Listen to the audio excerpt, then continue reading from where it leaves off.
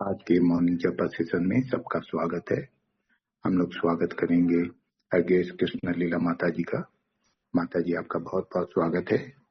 Bhagavad Gita chapter 4 Divya ज्ञान shloka number 20, 21 और 22 आज आप कंटिन्यू करें। हरे कृष्ण। प्रणाम माता जी। हरे कृष्ण। थैंक यू प्रभु। ओम ज्ञानतिमिरान्धस्य ज्ञानञ्जनशलाकया चक्षुरुन्मीलितं येन तस्मै श्रीगुरुवे नमः। मुखं करोति वाचालं पङ्गुं लङ्घयति गिरिं यत्कृपादमहं वन्दे श्रीकृष्णं परमानन्दमाधवं श्रीचैतन्य ईश्वर। हरे कृष्ण। तो आज हम चैप्टर 4 श्लोका नंबर जो मुझे सेवा दिया गया है 20, 21, 22 एक बार कल जो श्लोका नंबर 19 हुआ उसका ट्रांसलेशन पढ़ लेते हैं। जिस व्यक्ति का प्रत्येक प्रयास इंद्रिय तृप्ति की कामना से रहित होता है उसे पूर्ण ज्ञानी समझा जाता है। उसे ही साधु पुरुष ऐसा करता कहते हैं जिसने पूर्ण ज्ञान के अग्नि से कर्म फलों को भस्मसात कर दिया है। तो ये कर्म योगी उसके बारे में कल जयप्रदा माता जी ने हमें बहुत अच्छी तरह से बताया। और ये जो दिव्य ज्ञान है इसको हम किसी का सुन के हम इसको नहीं समझ पाएंगे जब तक कि हम इसको प्रैक्टिस नहीं करते हैं। तो आज के श्लोका में एक ऐसे ज्ञानी पुरुष जो एक साधका के स्टेज में रहता है, तो उसका साधन कैसे होता है, क्या प्रोसेस होता है, मतलब हम कैसे समझ पाते हैं कि वो साधक के स्टेज में है और वो अपने सारे कर्म फलों को इस प्रकार भस्मसात कर देता है। तो आइए श्लोक में देखते हैं। श्लोका नंबर 20। त्यक्त्वा कर्म फलम् आसंगम् नित्यतृप्तो निराश्रय कर्मण्यभिप्रवृत्तोऽपि नैव किंचित् करोति स। अपने कर्म फलों की सारी आसक्ति को त्याग कर सदैव संतुष्ट तथा स्वतंत्र रहकर वह सभी प्रकार के कार्यों में व्यस्त रहकर भी कोई सकाम कर्म नहीं करता। तो इस श्लोक में ऐसे साधु पुरुष के जो साधका स्टेज है उसके बारे में कृष्ण हमको बताते हैं, जहाँ हमको आर्ट ऑफ लिविंग सिखाया जाता है कि हमको अपने कर्म कैसे करने हैं। तो पहला लाइन में कहते हैं त्यक्त्वा कर्म फलम् आसंगम, क्योंकि वो जो कुछ करता है वो कृष्ण के लिए करता है, उनकी प्रसन्नता के लिए करता है। अगर अपने लिए कार्य करता है तो वो फल की आकांक्षा रखेगा, नहीं तो बोलेगा मैं कर्म की क्यों करूं, है ना। तो इसीलिए उसको कर्म फल से कोई आसक्ति नहीं रहती। नित्य तृप्तो निराश्रय, नित्य तृप्त रहता है, फल के प्रति कोई अगर आसक्ति नहीं है यानी वो उसको पूरा पूरा तृप्ति है। अगर उसके पास फल की आकांक्षा रहती कि मैं ये कर रहा हूँ, मुझे आगे इसका क्या परिणाम मिलेगा, क्या फल मिलेगा, तो वो तृप्त नहीं होता, उसका मन उसी में विचलित रहता। पर जिसका मन विचलित नहीं रहता है वो हमेशा शांत और तृप्त रहता है। और यहाँ पे कहते निराश्रय, माने वो किसी का आश्रय नहीं लेता। परंतु एक कृष्णा कॉन्शियस जो प्रैक्टिस करता है, जो साधका है, वो कभी भी अपने किसी भी कार्य से तृप्त नहीं होता। यहाँ पे जो बताते हैं ना नित्य तृप्त, लेकिन एक कृष्णा कॉन्शियस जो व्यक्ति है वो कभी तृप्त नहीं होता, क्योंकि वो अपने एक्शन में आनंद लेता है। वो जो कर्म करता है भगवान के तुष्टि के लिए वो उसमें आनंद लेता है, ना कि उसके रिजल्ट में आनंद लेता है। तभी तो चैतन्य महाप्रभु कहते हैं आनंदाम बुद्धि वर्धना, वो क्योंकि उसमें आनंद लेता है और वो जितना जितना भगवान की सेवा में रत हो जाता है वो उतना ही आनंद प्राप्त करता है। तो भक्त को फल की कोई भी आशा नहीं रहती, बस वो यही सोचता है कि मैं भगवान की सेवा कैसे करूं, और वो उसी में ही मग्न रहता है, उसी में ही रम जाता है। तो जैसे कल जयप्रदा माता जी ने बहुत अच्छा वो पॉइंट बताया। माता जी ने हम लोग को क्लास में बोला था कि हमको हमेशा क्या है एक ग्रैटिट्यूड के भाव से हमको सेवा करना चाहिए। जब हमारा वो भाव आता है ग्रैटिट्यूड का, तो ही हम इस प्रकार से हम सेवा कर पाते हैं। तो माता जी ने ये बताया था कि जब हम when we start expressing our gratitude, we start depending on the Lord, and we start depending on the Lord, we surrender more to the Lord. तो जब हम इस प्रकार से नित्य दिप रहते हैं तो निराश्रय मीन्स हमको ये पता रहता है कि भगवान के अलावा हमारा और कोई आश्रय नहीं। तभी हम कहते हैं कि जब when we express our gratitude, we start depending on God. तो हम और किसी भी आश्रय पे निर्भर नहीं करते हैं, हम सिर्फ हमारा एक ही आश्रय रहता है, वो है भगवान का श्री चरण का आश्रय, भगवान पर पूर्ण रूप से डिपेंडेंट होना।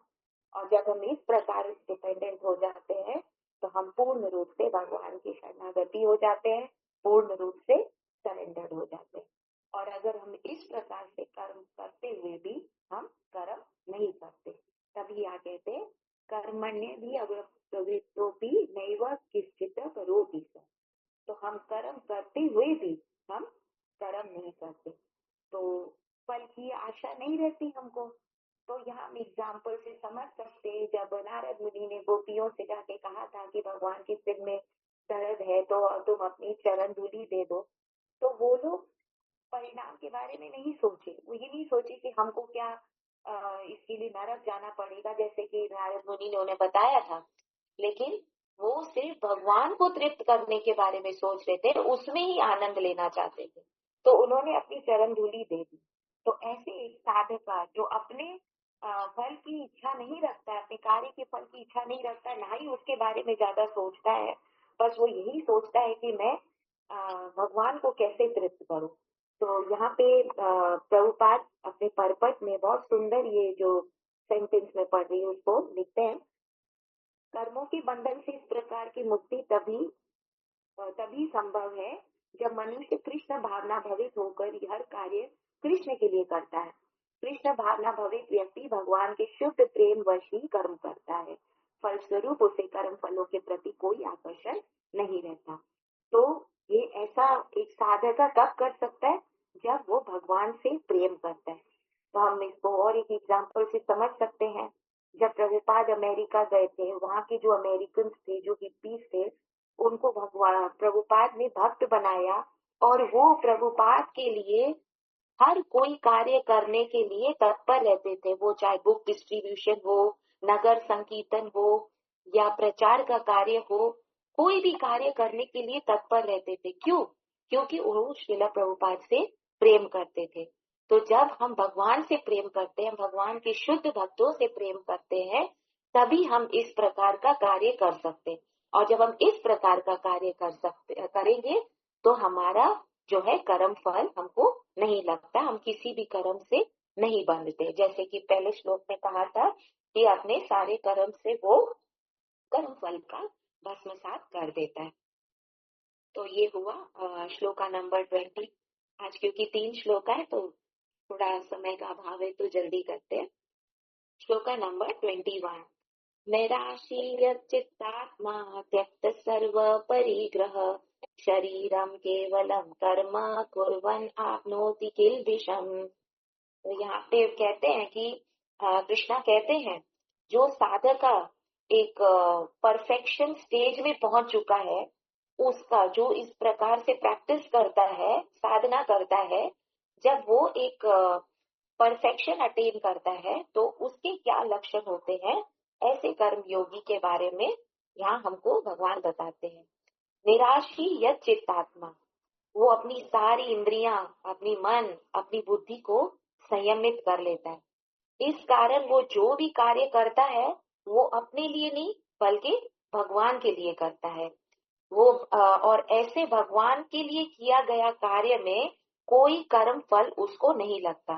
अब अगर निराशी, यहाँ निराशी का मीनिंग है फल की कोई आकांक्षा नहीं है, तो जब हमारा फल के प्रति कोई आकांक्षा रहती है, कोई डिजायर रहता है, तो क्या करते हैं, हमारा मन, हमारा चित्त, हमारा बुद्धि सब कुछ उसी में लग जाता है कि हम उसके इस कर्म के प्रति हमको क्या फल प्राप्त होगा।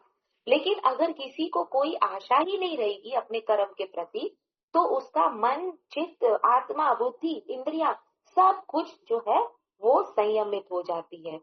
और अगर अपने आकांक्षा के लिए करता है तो फिर उसका मन और बुद्धि हमेशा जो है वो विचलित रहता है।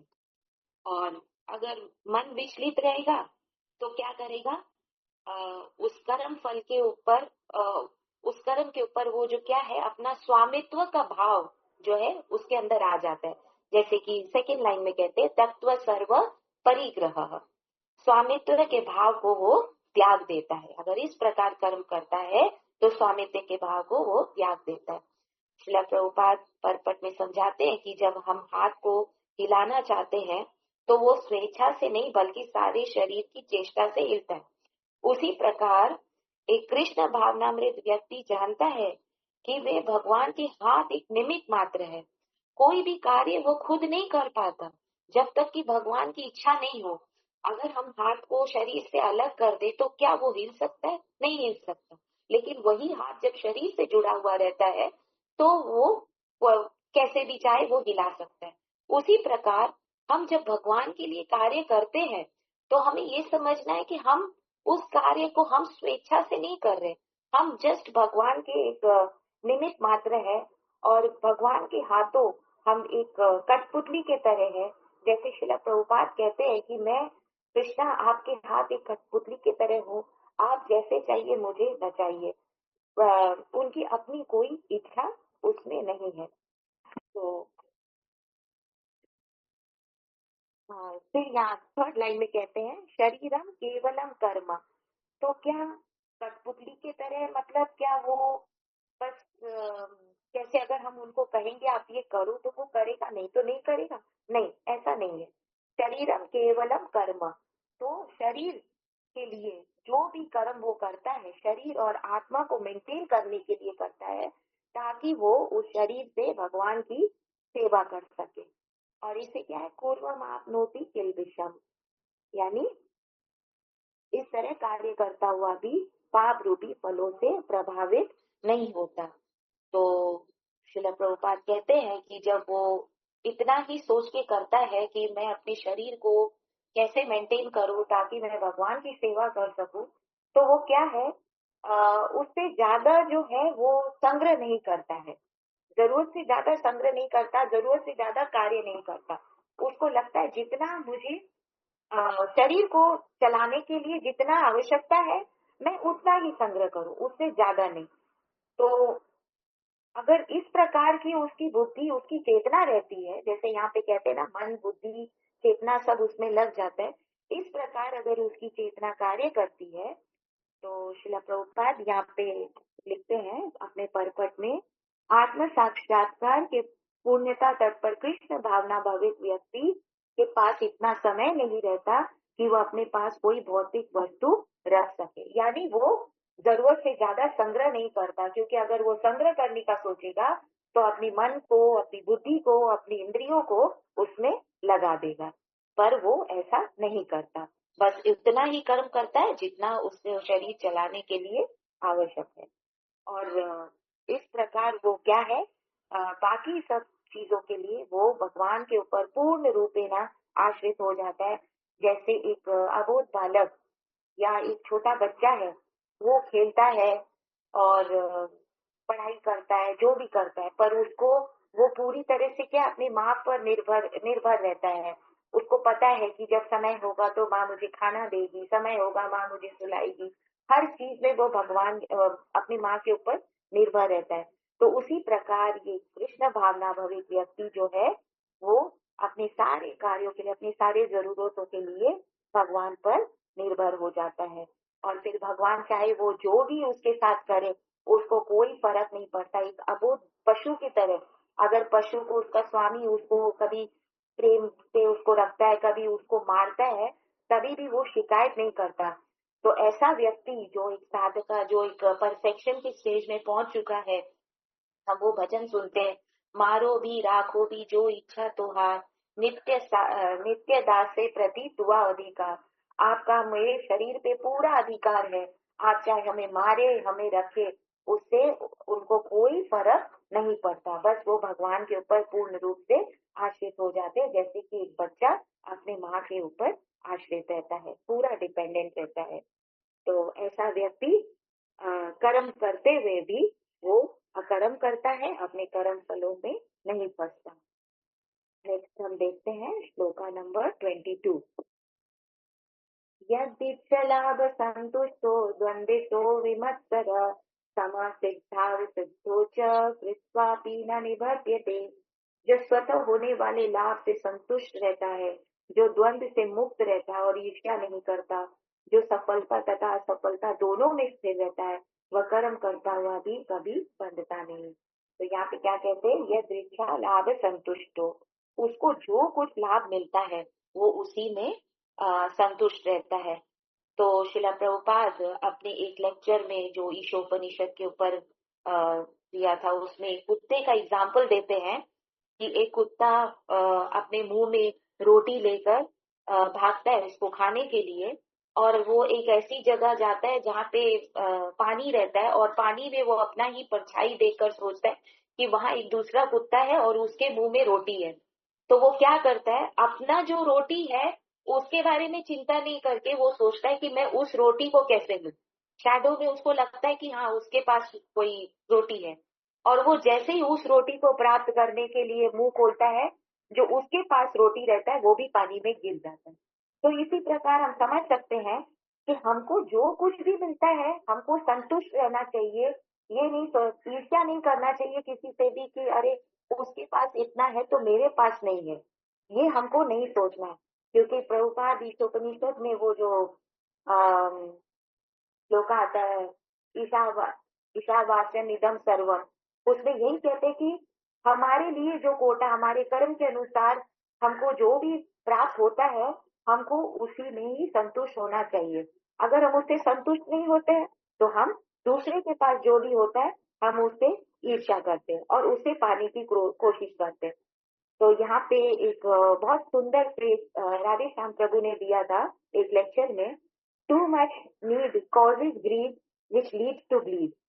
तो ये जो ग्रीड है, अगर बहुत ज्यादा हमारी नीड बढ़ जाती है तो वो ग्रीड में परिवर्तित हो जाता है। जैसे कि हम भोजन खाते हैं, अगर बहुत अच्छा अच्छा भोजन हमारे सामने आ जाए तो हमको लगता है कि नहीं हम बहुत ज्यादा खा ले, और जब हम बहुत ज्यादा खा लेते हैं फिर बाद में क्या है वो हमको कष्ट देता है, कभी कभी तो हम वॉमिट भी कर देते हैं। तो इसी प्रकार हमको जो कुछ मिलता है अपने प्रारब्ध के हिसाब से, जो कुछ हमको प्राप्त होता है, जो लाभ हमारे पास आता है, हमको उससे ही संतुष्ट हो रहना चाहिए। अधिक पाने का हमको प्रयास नहीं करना चाहिए। और प्रभुपाद यहाँ पे तात्पर्य में ये भी समझाते हैं कि अपनी जीविका के लिए ऐसा कोई गलत कार्य भी नहीं करे जो कृष्ण भावनामृत के प्रतिकूल हो। तो ये हमको ऐसा कार्य नहीं करना चाहिए। और फिर कहते हैं द्वंद्वितो विमत्सर, और अगर हम इस प्रकार से कार्य करेंगे तो हम द्वंद्वों से मुक्त हो जाते हैं कि हमको क्या इसमें लाभ है, इसमें क्या हानि है, इसमें हमारा क्या मान होता है या इसमें हमारा अपमान होता है। जैसे फॉर एग्जाम्पल हम बुक डिस्ट्रीब्यूशन के लिए जाते हैं तो कभी हम देखते हैं कि हम लोग इतने लोगों को अप्रोच करते हैं बुक लेने के लिए, तो कोई एक स्माइल देकर चला जाता है, कोई ये बोलता है नहीं नहीं हमारे पास ये बुक है मायापुर से खरीद के आए, लेकिन कोई तो ऐसा भी इंसल्ट करता है और ऐसे बिहेव करता है जैसे हम जाके उससे भीख मांग रहे हो। वो हमको ऐसे भी बोल देता है कि आप माफ कीजिए आगे जाइए। तो हमको भगवान की सेवा में हमको ये जो द्वंद है, जो मान अपमान, नाम, यश अपयश, सुख दुख, ये सब जो द्वंद है, एक कृष्ण भावना भवित व्यक्ति जो है इन द्वंद्वों से मुक्त होता है। क्योंकि वो अच्छी तरह से जानता है ये जो द्वंद है, कभी खुशी होता है, कभी सुख होता है, कभी दुख होता है, कभी लाभ होता है, कभी हानि होता है। वो जानता है कि ये सब जो नदी में लहरें आती है ना ऊपर नीचे होती है, ये उसके तरह है। कभी ये रहता है, कभी हमको लाभ होता है, कभी हमको हानि होती है, कभी हमको सुख मिलता है, कभी हमको दुख मिलता है। तो वो अच्छी तरह से जानता है ये जो द्वंद है ये शाश्वत नहीं है, ये टेम्परेरी है, आज है कल नहीं है। तो इसीलिए वो इन सब द्वंद्वों से मोहित नहीं होता। और फिर क्या कहते हैं थर्ड फोर्थ लाइन में, समा सिद्धा व सिद्धो च कृत्वापि न निबध्यते। और इस प्रकार वो कर्म करते हुए, द्वंद्वों से मुक्त होते हुए, विमत्सर से मुक्त होते हुए, अपने जो उसके पास जो भी लाभ आता है उससे संतुष्ट होते हुए वो ऐसा कर्म करता है जिससे उसके कर्म फल से वो बंधता नहीं है। चाहे उसे असफलता मिले चाहे सफलता मिले, उससे उसको कोई फर्क नहीं पड़ता। चाहे उसको मान हो या अपमान हो, उसको कोई फर्क नहीं पड़ता है। बस वो अपना कर्म करते रहता है। और इस प्रकार अगर कोई कर्म करता है तो उसको कोई भी कर्म बंधन नहीं लगता है, और अपने वो सारे कर्म फल को उस यज्ञ जो हम कर्म करते हैं, इस प्रकार से जो कर्म है वो यज्ञ के समान होता है। यानी हम भगवान के लिए कर्म करते हैं और इस यज्ञ में हमारा सारा कर्म फल जो है वो भस्म हो जाता है। हरे कृष्णा। Thank you. हरी हरी बोल माता जी, हरी हरी बोल।